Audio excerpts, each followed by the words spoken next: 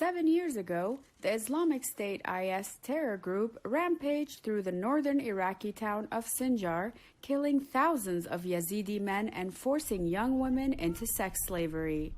The United Nations has called the onslaught a campaign of genocide.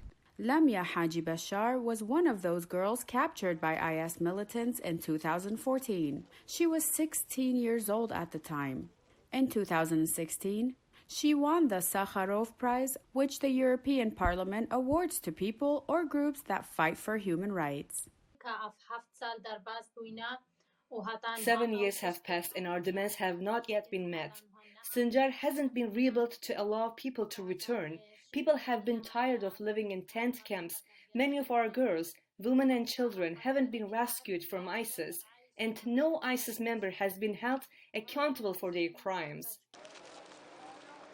Bashar managed to escape IS captivity in 2016. Although the terror group's so-called caliphate no longer exists, rights groups say nearly 2,600 Yazidi women and girls are still missing. Additionally, about 200,000 Yazidis are still displaced across northern Iraq, many of them living in overcrowded camps. 7 years is too long of a time for these people who were targeted for genocide to continue to live in tent camps. We've got to do better, and it needs the entire international community to partner with the Iraqi government.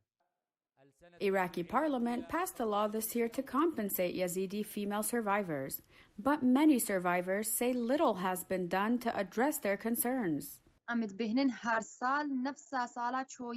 year we hear the same promises, but nothing changed for us. They say ISIS is no more. If that's the case, where are our missing ones? The parliament passed a law about Yazidi survivors, but where is its implementation? We need action.